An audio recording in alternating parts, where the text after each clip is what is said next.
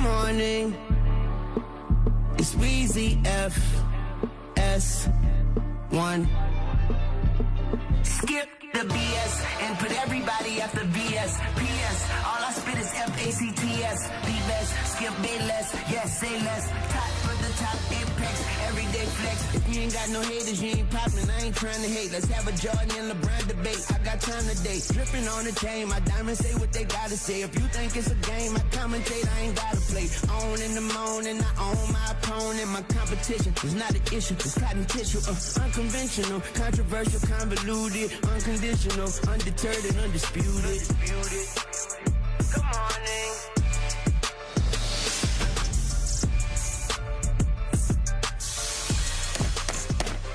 Good morning.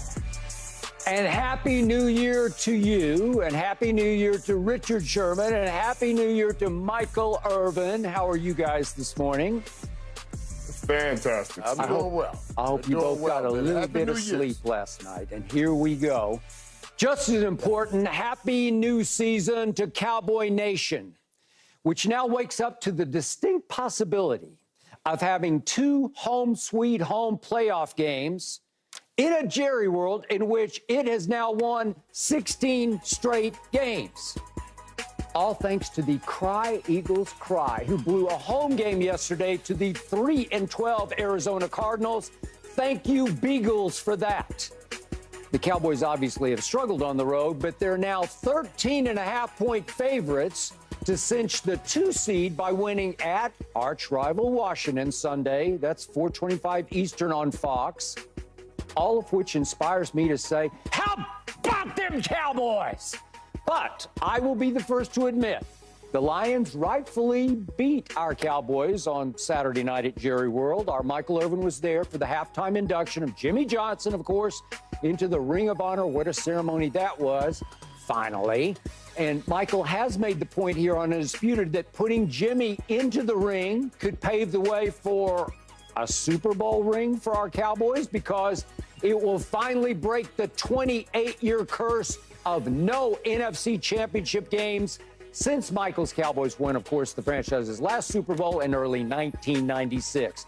The NFL gods were certainly with us late in Saturday night's game at Dallas and late yesterday at Philadelphia.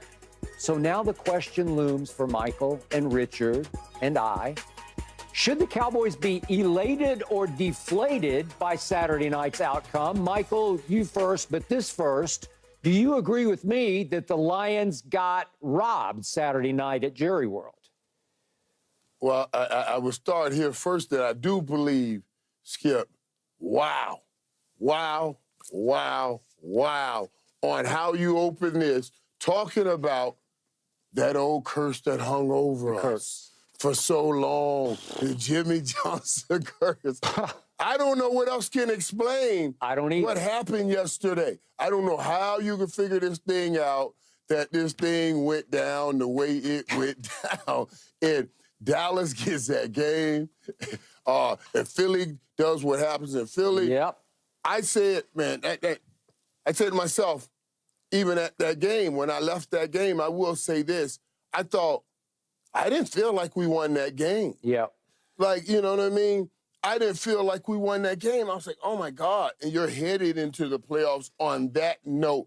And then, of course, all of the halftime stuff, you know, made me feel great. And then what happened in Philly the next day, I was like, whoa, this is crazy now. Because now, boy, that does open up some things. You know what I mean? Open up some things to have some home games where the Cowboys didn't play well, did not play well in that game, and I still put that, guys, on that offense. Didn't show up.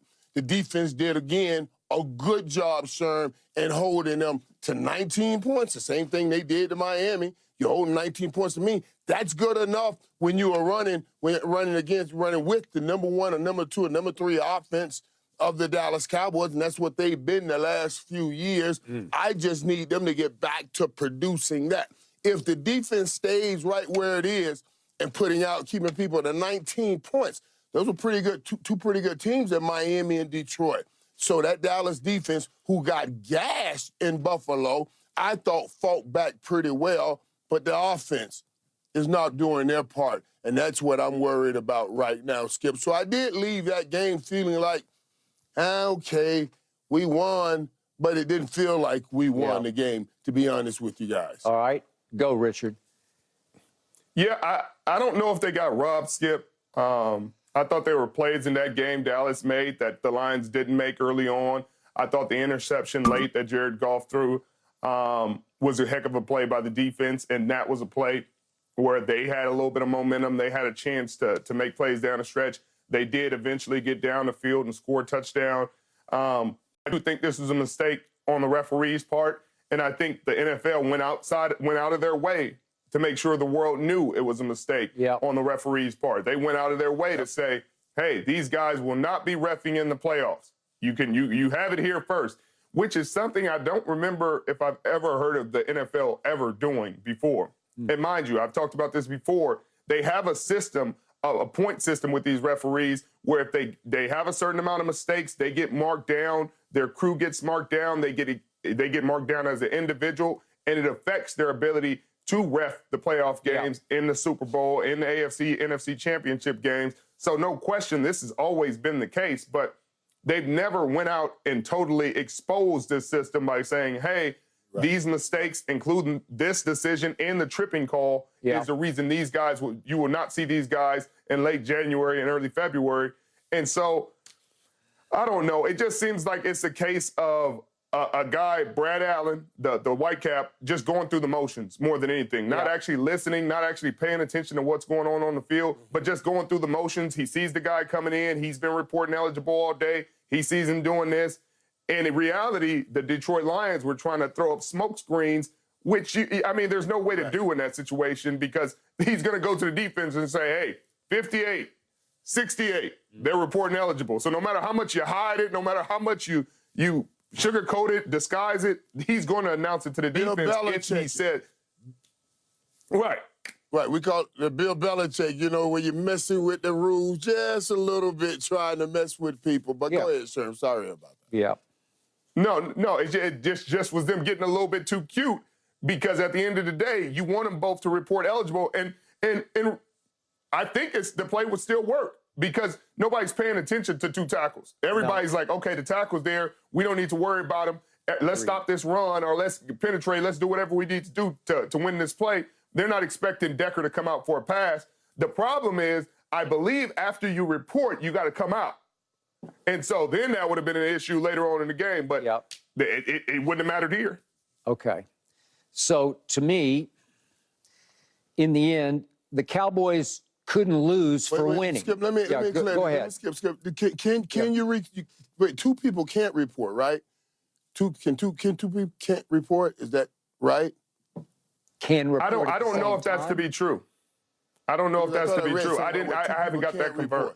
I think they can. Okay. I think two can. And to Richard's point, if we run the video again, you see Penei Sewell is 58, and he's going straight to Brad Allen, along with Taylor Decker, who seems kind of second in line there, and then kind of looping behind them, but making a late run at Brad Allen as he's already going toward the defense, is Dan Skipper. So they were trying to camouflage, trying to disguise, trying to trick it up a little bit where Dallas couldn't fixate or focus on one guy as reporting eligible, who would be Taylor Decker, who was going to be the primary receiver on the play, right? Right. Okay. Right. Okay, so Richard, have you seen that? I don't know if you remember a game where multiple would try to look like they were reporting to fool you or fake you out. Not